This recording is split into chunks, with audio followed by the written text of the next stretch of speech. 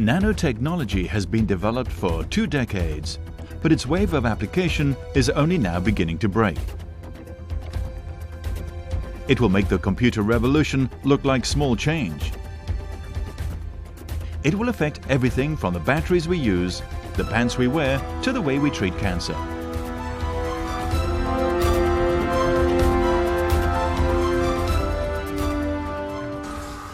Nano is the unit of length. How small is 1 nano?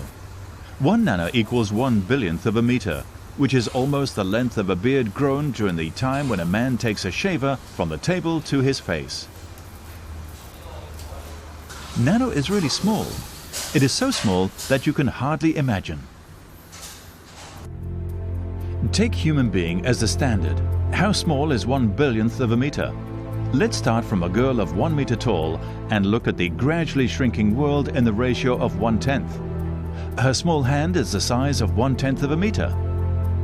The size of 1/100th of a meter is the skin surface. 1/1000th of a meter can see the smaller parts of the skin surface. 1/10,000th of a meter gives us the view of the cells of the body. 100,000th of a meter shows us the chromosome. 1/1,000,000th of a meter reveals the fabric of chromosome. 1/10,000,000th of a meter, that is 100 nanometers, displays the structures of the fabric of chromosome. 100 millionth of a meter, that is 10 nanometers, exhibits the double helix of DNA. 1 billionth of a meter, that is 1 nanometer, can see the molecular structure of DNA. Though nanometer is very small, many phenomena of matter will not happen unless they reach nanoscale. For example, the red color of sky at sunset, the navigating ability of birds, and the lotus effect of lotus leaves, and so on.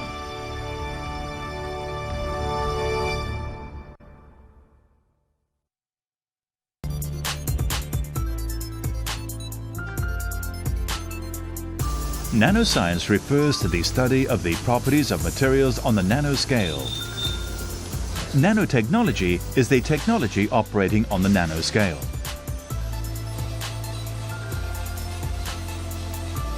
We can only see objects of size no less than 200 nanometers under the optical microscope. The resolution of optical microscope is not enough for nanotechnology because it requires the ability to peep or manipulate materials in nanoscale.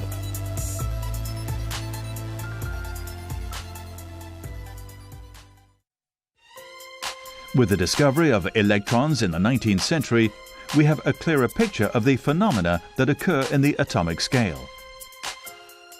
However, quite a number of phenomena cannot be explained with classical concepts. A new branch of physics called quantum mechanics was evolved to deal with physical phenomena at atomic scale.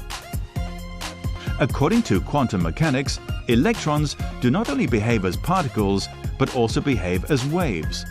The dual properties of electrons led to the development of a new kind of microscope called transmission electron microscope.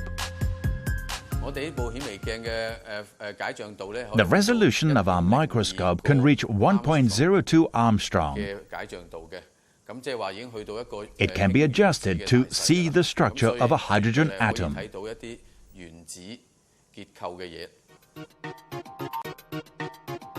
A transmission electron microscope is divided into 2 parts: an electron gun and the magnetic lens system. When the cathode is heated, it emits electrons. The electrons are accelerated by the high electric potential of the anode.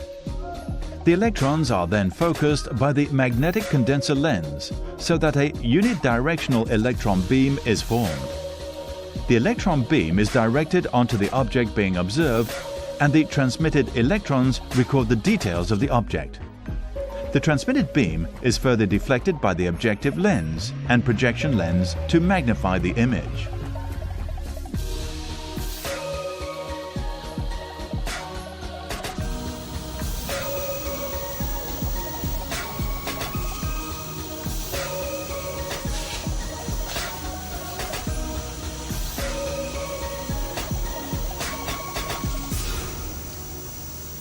Put the sample into the TEM first. A valve will then be opened. Electrons will be projected on the screen from the electron gun. Electrons cannot be seen by the naked eye, but the image is produced on the fluorescent screen.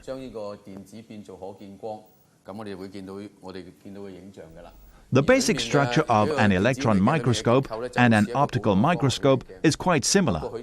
We use the magnetic field to focus the electrons to form an image. There is a camera under the screen. If the screen is lifted up, the camera catches the image on the screen.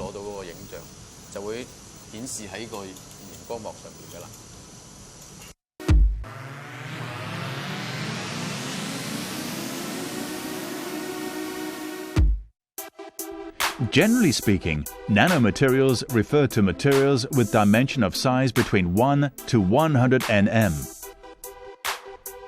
Nanomaterials can exist in different forms, and each form has different shapes and structures. Examples are nanowire, nanotube, and nanoparticle. Nanotechnology matters because familiar materials begin to develop odd properties when they become nano-size. Although not all materials change their physical properties when they become nano-size, but if some do, it will be a boom. Scientists can engineer heaps of exotic new materials, such as transparent materials that can conduct electricity and glue them with high thermal conductivity. It is like you shrink a cat, and it keeps shrinking it, and then at some point it turns into a dog.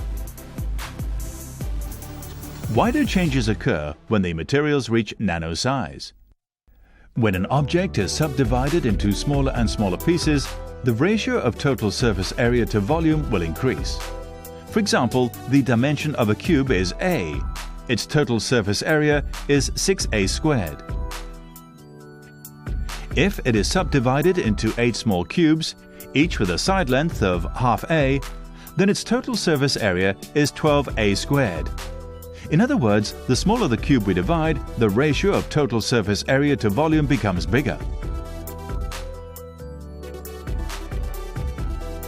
It is just like the color of bulk gold is bright yellow. If we subdivide 1 gram of gold into grains of size smaller than 100 nm, the color of the nano gold will become ruby red. This is because the nano gold atoms on the surface interact with incident light differently from that in the bulk. The increase in surface area will increase the rate of chemical reaction, the ability of absorption, and the catalytic action. Nano gold is a good catalyst, while gold is very stable at normal condition. Since the ratio of surface area to the volume of nanomaterials is enormous, structures which usually are not stable under normal condition can be stable at nanoscale. Carbon is one of the such materials that possess this kind of characteristic. The usual forms of carbon are graphite and diamond. Diamond consists of huge atomic networks formed by carbon atoms. Each carbon atom is chemically bonded to 4 atoms to form a tetrahedral structure. Diamond is the toughest mineral. Graphite consists of layers of carbon atom with hexagonal rings. Carbon atoms in the hexagonal rings are bonded strongly with one another, but the layers are held weakly together, making it easy to be pulled apart. We only knew that carbon only includes graphite formed by carbon atoms layered in flat surface and diamond formed by carbon atoms in tetrahedral structure until the discovery of C60 in the 80s of the last century. C60 is a closed structure composed of 60 carbon atoms arranged in the form of a hollow ball, usually called buckyball. Its structure is exactly the same as a football, a combination of 20 hexagons and 12 pentagons.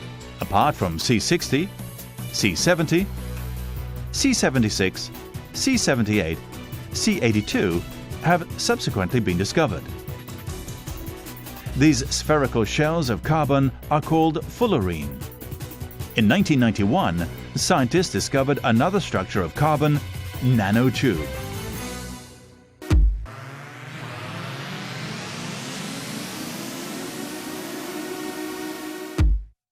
Inside the bottle is some carbon powder. But if we look at it closely, the needle-shaped conglomerations is not ordinary carbon powder, but carbon nanotubes. Beside arranging in spherical shape, carbon atoms can be arranged in many other ways to produce other forms of carbon. Carbon nanotubes are hollow tubes made of carbon. A single-walled carbon looks like a seamless steel cylinder. It is rolled from a single atomic layer of graphite sheet with a diameter ranging from 1/10 of a nanometer to few 10 nanometers. Multi-walled carbon nanotubes are rolled from a few layers of graphite sheets, forming a concentric cylinder. In fact, the structure of a carbon nanotube is similar to a pile of paper, rolling to form a tube. We are now looking at the structure of a carbon nanotube. When you magnify it many times, layers of carbon structures can be seen. If you magnify it even larger, you can see a black line which is actually a layer of carbon atoms. The distance between two layers of carbon is about 0.3 or 0.4 nm. Nanotubes are not only special in their shapes, their physical properties are also very interesting. Carbon nanotubes have variable conductivity. Depending on the rolling direction of the graphite sheet and the diameter of the formed tube, it is interesting to find that a single-walled carbon nanotube can be a conductor or a semiconductor, just as copper is a metal itself and rubber is an insulator which cannot conduct electricity. Nanotube only contains carbon, but it can sometimes turn into metal and sometimes turn into semiconductor according to the rolling direction and the diameter of the graphite sheet. This cannot be found in ordinary materials. Carbon nanotube is the thinnest material that can be found till today. Though it is very thin, its mechanical strength is 50 to 100 times stronger, but its weight is just 1/6 of steel. Because of their light, stiff composition, the tubes have also begun turning up in high-end sporting equipment such as bike handlebars and golf club shafts. The application of nanotubes on screen display is one of the key researches in recent years.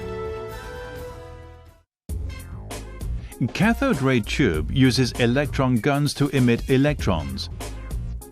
When the electrons emitted from the electron gun hit the fluorescent screen, an image is formed. The electrons are deflected by the magnetic field to reach different positions on the screen.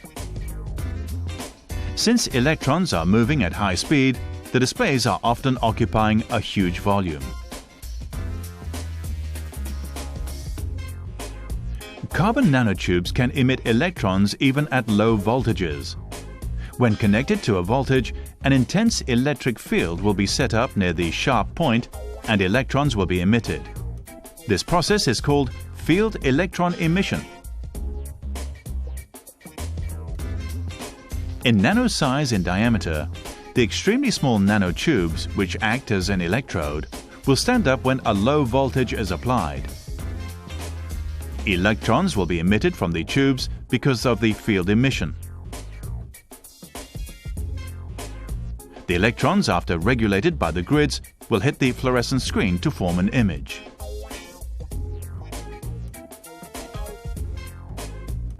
As compared with a traditional CRT display, the electron gun is replaced by groups of carbon nanotubes gun that can emit electrons at low voltage. The thickness of the field emission display can then be much reduced. In addition, they consume less power and so they are energy efficient. Therefore, FED can be the new generation screen display.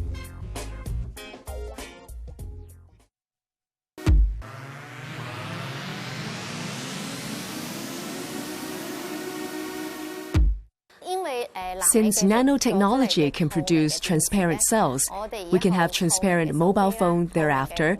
Transparent tablet computer will no longer be a myth. This is a transparent anode. This is a transparent cathode. Traditional battery is divided into three parts: anode, cathode, and electrolyte. Nanotechnology can make traditional cell materials into nanoscale. The scale cannot be resolved by naked eyes. In the design of the battery, the electromaterials are coated on the transparent substrate by a specially designed arrangement. The electrodes produced are considered to be transparent.